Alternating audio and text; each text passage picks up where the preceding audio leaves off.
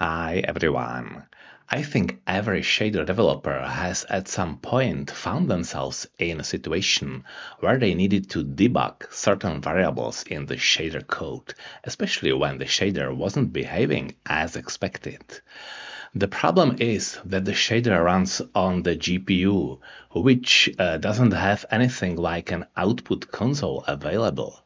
So how can we solve that? There are some options, and I'll demonstrate one of them in this tutorial.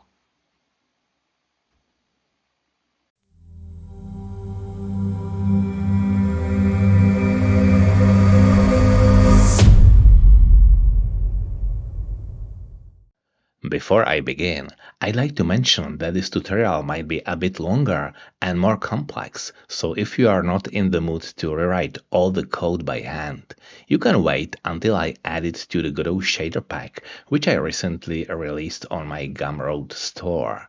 You can find a link in the description of this video. So let's say we are creating a new shader effect, for example, the burn transition shader, which I demonstrated here last year. We can take a look at its source code right now. It should be here. Let me expand the window. Okay, and let's assume we want to find out the value of the variable burn pixel at specific coordinates in our image. As I mentioned, the shader runs on the GPU and doesn't have any text output or error console, so we cannot simply add something like print burn pixel to the code. Moreover, we know the shader calls the fragment function, this one, for all pixels simultaneously, so the calculations are performed in parallel, which makes this task even more difficult. So how do we deal with that? We'll use a little trick and output the desired value directly into the image. There are several ways to display numbers and other characters in an image. We could use a texture that contains individual digits and set pixels based on the corresponding sections of the texture. Or we could construct simple digits from a small number of dots arranged in a two-dimensional grid, similar to how it was done on 8-bit computers. But we can save ourselves some work because we've already created a shader that displays digits. It's the shader that shows digital clock numbers. I think it should be this one. Let's take a look. Sorry. Yeah, that's it. This is the correct one. So we have a starting point and let's get to work. First, I'll create a shader to display any number in the image, and then I'll apply this code to the burn transition shader, this one, so we can see it in action. Very well, I'll create a new scene, add a color to it, and it as usual. Let's right here, right, create new scene, and it should be the user interface, and let's call it, for example, debug. Sure, why not? And OK, and I'll add the correct, and let's do the usual setting the parameters. First, I'll put the color to black, and in the layout, I'll set it to the full HD resolution, 1920 by 1080. And finally, we need to set up the shader material in the materials section. New shader material, click new shader, debug the GD shader canvas item, and the shaders folder. Okay, create and click again to open it in the editor. All right, and as usual, I'll just expand this a little bit. As usual, I won't need anything other than the fragment function. So let's delete everything else, deleting the vertex function and the light one. Okay, so as I mentioned, we'll be using the digital clock shader as our starting point. So we'll copy all the functions used for generating the digits from it. And I will also copy the necessary uniform parameters. Okay, let's find the digital clock shader code. I'll click here and find it in the material section. Click digital, here it goes. Great. Where is it now? Damn it. Here. Okay, so I'll expand this window. And as I said, I want to copy the uniform parameters. The first, I think this one, resolution and color and zoom. I'll copy all of them and then delete the ones I don't need. Okay, paste in the deleting hour, minute, second. Cool. And now the code. Let's get back, and I think we can copy the line function, vline, gline, digit, and also square, because we'll need that for the decimal point. Okay, copying and pasting. Okay, line, vline, hline, digit, and square. All right. If you're interested in how we built these calculations, I definitely recommend watching the digital clock tutorial I mentioned. I'll add a link in the description of this video. So, to display a number, we need to break it down into the individual digits and then render them one by one. In addition, the number might have a decimal part, and it could also be negative. So we'll take all of that into account when creating the function, which I'll call print number. Let's put it here right before the fragment function. Okay, so float print number, and we need the vector2 coordinates of the current pixel, UV, and float value, the number to display. All right, and let's just add a skeleton code. Float result starts at 0 and return the result. Okay. Now we'll need to split the number into its integer and decimal parts. We can easily do that using the floor and fract functions. Right here, float, let's call it int part, and it would be the floor function, the integer part of the value, and sorry, similarly, float fract part is fract of the value. All right. And since rendering both parts will work the same way, aside from a few details, we'll separate that code into its own function, which I'll call print part. It will take three parameters: the UV coordinates of the current pixel, the value to render, and a toggle for whether to display leading zeros. Let's put it just above the print number function. So float print part, as I said, vector2 UV, float value, and bool skip zeros. And again, let's just write out the skeleton. Float result is 0 and return result. Great. So why the toggle skip zeros?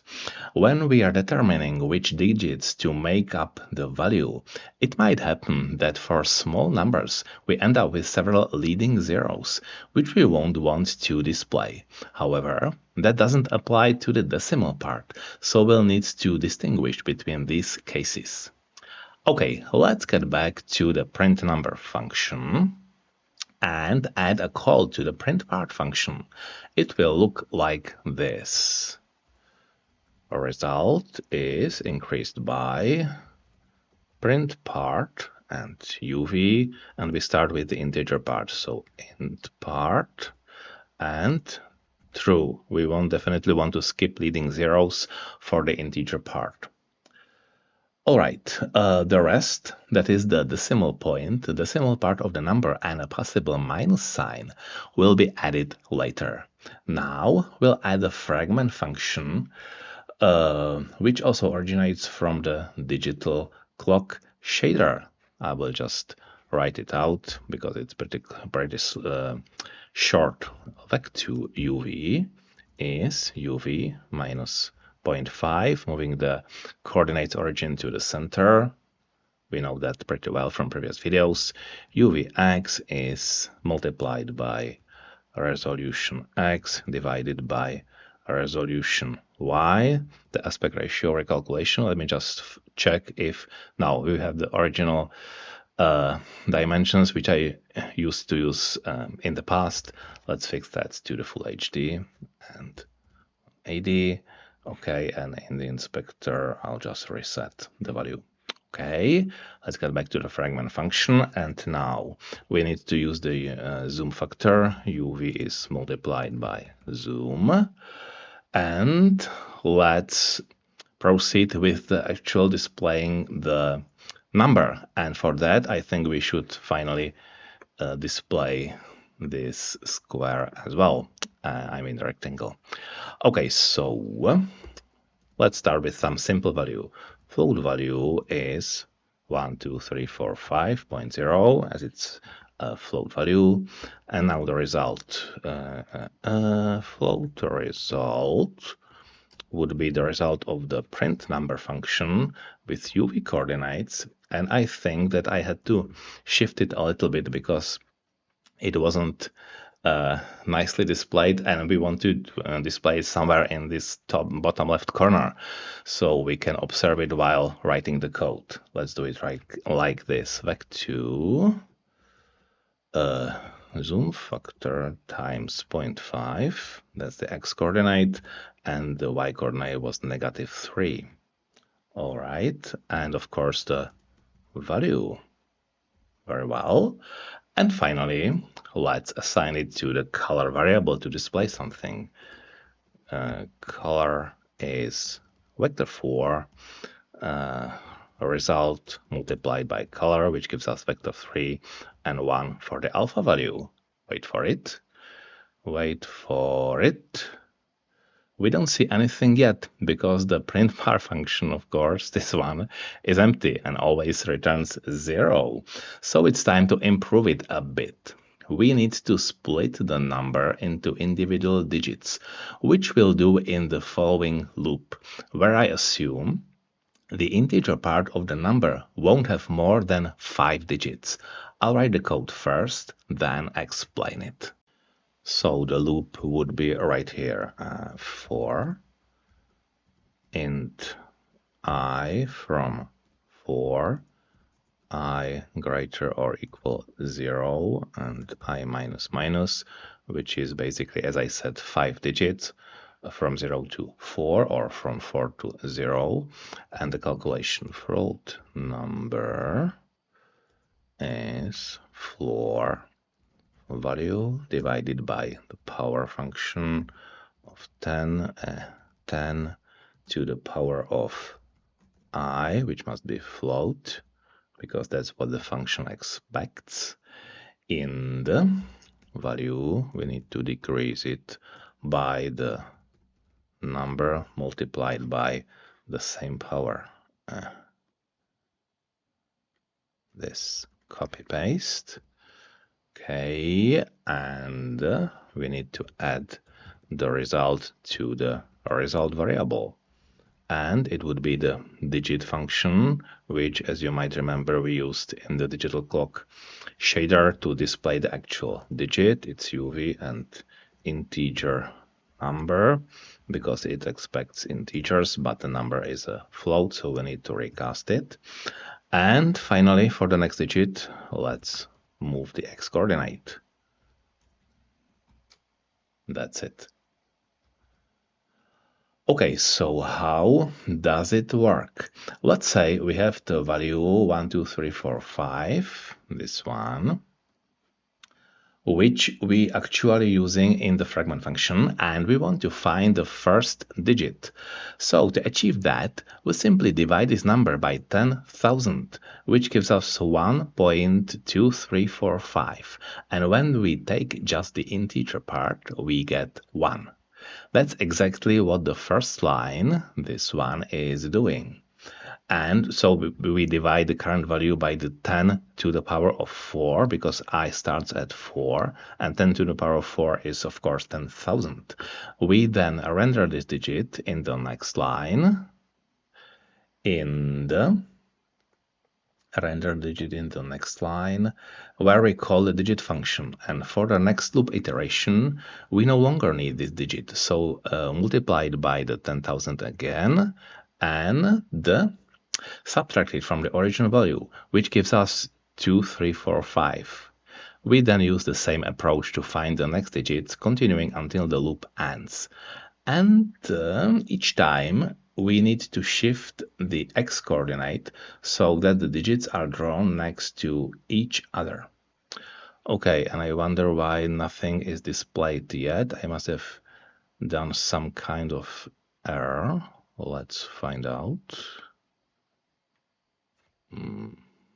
Of course, nothing is wrong actually, but the zoom factor is too low. Let's just increase that for something like this, 7, and I think I can put this down a little bit and increase the size. Now it's perfect. We can see the number as it's supposed to be. So we have the first part done, but what happens if the number's value is smaller? Let's try, for example, 1, 2, 3. It should be here, so change it to 1, 2, 3. And we can see that zeros appeared at the beginning, which we want to get rid of. Let's go back to the print part function. Where is it?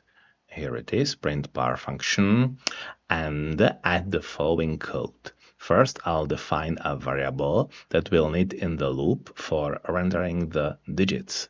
Let's put it here and call it bool digit found, which starts at the inverse value to skip zeros. So skip zeros. Okay, so because so far we've been calling the print part function only with the parameter true from the print number, here it is. It means that the variable digit found starts with the inverse value, that is false. Now let's move on to the loop and modify it as follows. So we have the number, which is here, and now we need to do some kind of branching. If digit found, sometimes the code completion isn't as smart as I would expect, or number is greater than 0, or I is 0, because if the number is only just 0, we want to display this 0. And in this case, let's do this. Okay, I'll just fix the indentation. Sorry. Okay, and of course we want to set the digit found to true.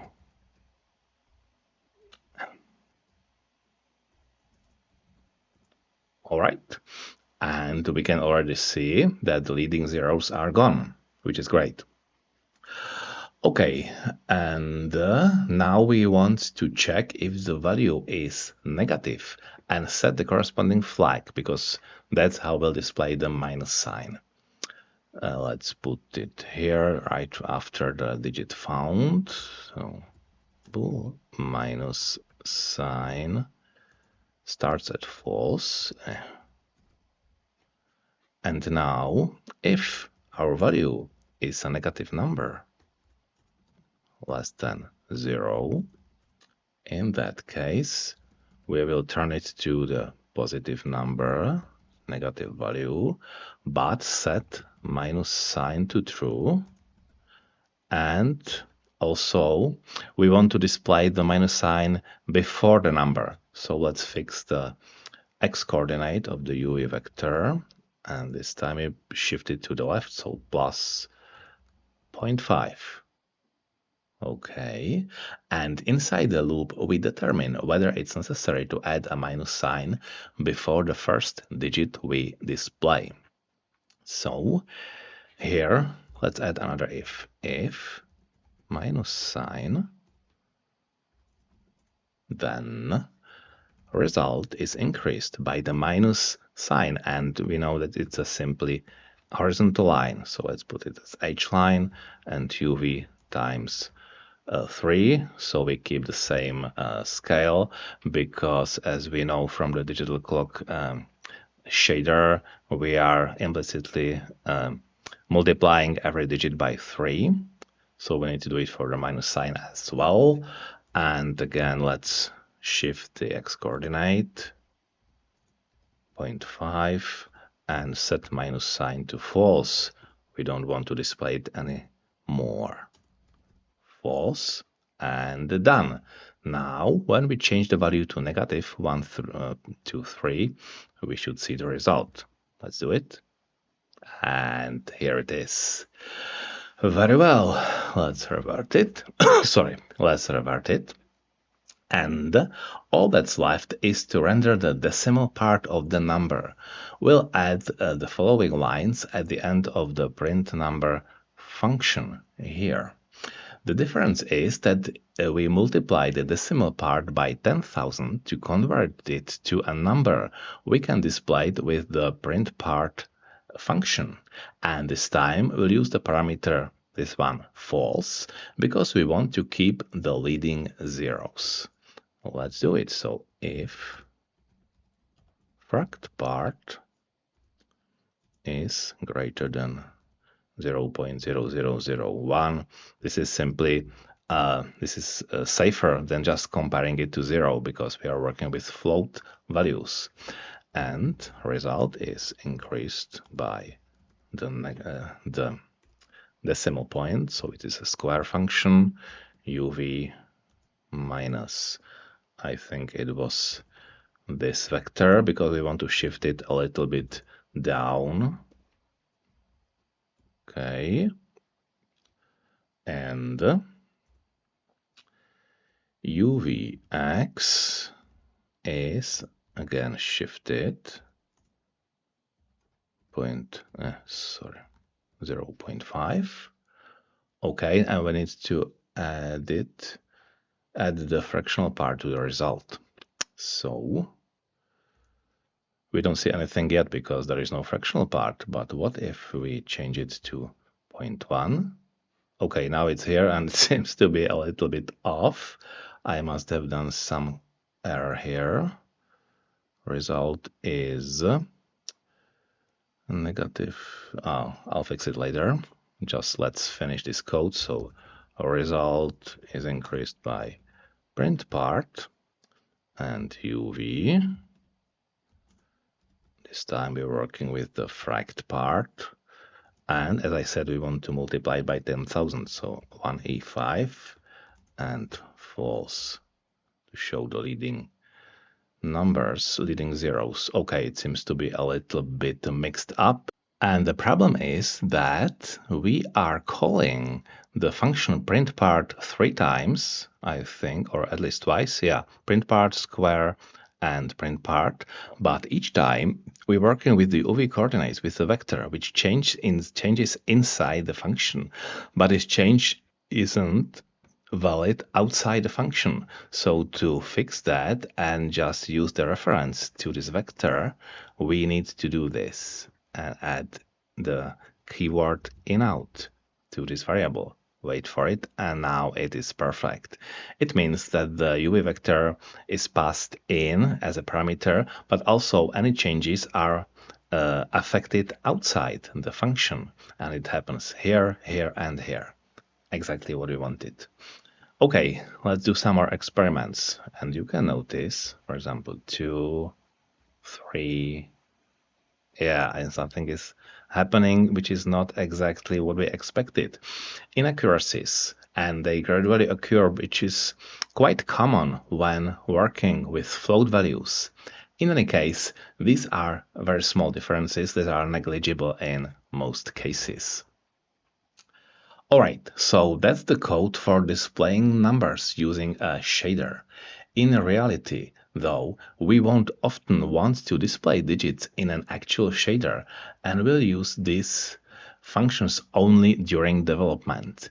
To avoid copying all the necessary code and functions every time, let's make a library from them that we can simply include in our shader when needed. So I'll create a new resource of the type shader include and name it digits. Let's do it here in the shaders folder. So right click, create new resource, and it should be shader include, this one. And as I said, I'll call it digits. Okay, and create.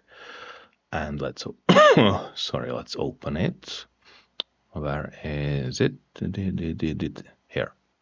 All right, and now I'll copy into it all the functions we've written so far. So it will be everything except the fragment function. Let's switch to digital and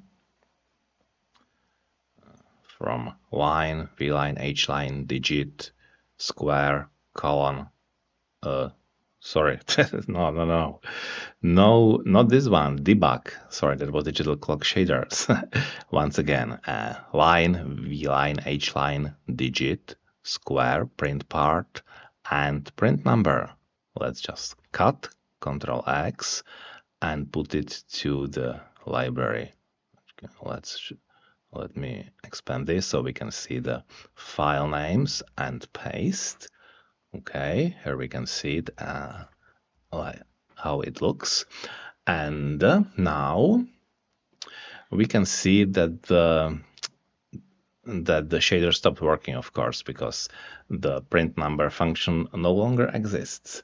Very well, how we can fix that? All I need to do is to add the include directive here. Include, and that would be this one, digits. And let's take a look at the code, the shader. It's working again, and the code is significantly shorter. Very well, and now let's take a look at the practical use in the burn transition shader. For that, a little preparation is needed. So first I'll include the library in our code. So let's do it again. Include digits GD shader inc. Okay, so we'll be interested in certain values at specific coordinates, and for that we need to know the position where we click the mouse. We've done something like that before when creating Julia sets, so we'll use the same approach this time. Let me add two new uniform parameters. Uniform vec2 mouse that starts at 0 vector. This is the coordinates of the mouse click, and uniform bool clicked false, just to know that we actually clicked and something should happen. All right, and we'll need to send the mouse click coordinates from GD script. So let's add a script to the root node of our scene and insert the following code. Okay, and since it would take too long to write this code manually, I'll just find the script I used for Julia set and do it, and just copy the necessary code. Let me open the script. Here it is. And now in our scene, I'll add a new script. Burn GD, sure, create, and let's do the copying. So the Julia is here. What we need to have is the reference to the color rect, and we don't have color rect here, right? This is still the sprite, so I will make the reference manually. And now the code, Julia. So what we need is to set up the parameters in the ready function. Burn here. And of course we don't have color rect by screen point 04. This is the setting up, and the input function Julia here. Julia, so copy this part and let's copy this part, and that should be enough. Yeah, no mouse wheel or other things. We only want to click with the left mouse button. Okay, and again, screen 04, 04. And once again, the explanation of this code can be found in the Julia set tutorial, which I'll also include in the corresponding in the description of this video. Very well, so first let's test if it works. Let's go back to the shader code and add these lines at the very end of the fragment function. Okay, I think, yeah, even after the color, because we'll be adding a new layer. If clicked, if clicked, we want to display the result, the number. So float result is, as we know, print number of UV, and this time I made some experiments with the digit size, and I think this was the final value, 20 and 10, and we want to move it a little bit to put it to the right place. 0 and -2, and the value would be the x coordinate of the mouse click, mouse.x. Okay, this is the first part, and we'll also add the y coordinate. So let's simply add it to this accumulator. Print, and this time it's at the -4, so it's lower than the previous value, and it's mouse y. Okay, and let's add the final result to the color variable. So color is increased by vector 4 result times, and I think we don't have the digit color here, the uniform parameter, so let's just make it white, which would be simply vector 3 of 1, 1, 1, and let's just click here to be ready. The alpha value 1. Let's wait for it. And of course, nothing is changed because we are using a GD script, and for that we need to run the scene. Let's do it. Running the scene. And now when I click the mouse, we can see that the shader displays the coordinates. These coordinates correspond to the dimensions of the image, which is in full HD resolution, as we can see right now. If we wanted normalized UV coordinates, we would need to multiply the mouse vector by the variable texture pixel size. Let's give it a try. I'll get out of that. And where is it? Here. Mouse X would be increased by, multiplied by texture pixel size and its X coordinate. And similarly, let's fix the mouse Y, texture pixel size dot Y. Let's start it again and click, and now we can see it's from 0, 0 to 1, 1. Perfect, works. Okay, let's just revert it here. All right, but we wanted to display the value of burn pixel, right? This one. So we cannot use the one we already have, this one, in the code, because it's different for every pixel and every coordinate which is in the UV vector. So we need to perform this calculation not for UV coordinates, but for the mouse vector, this one. First, let's separate it into its own function. Let's do it here. So let's call it get burn pixel vec2 UV, and it would simply no func, we are not in GD script, sorry, float of course, and we want to return this one, this kind of code. Let's cut it and paste it here, return this. Okay, and of course now we need to call the function right here with the UV coordinates. Very well, it still works as it's supposed to work. And now we'll add one more call to the print number function. at the end of the fragment function.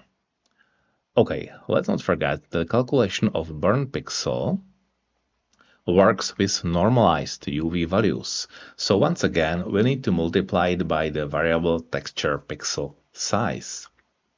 I will do copy and paste of this again.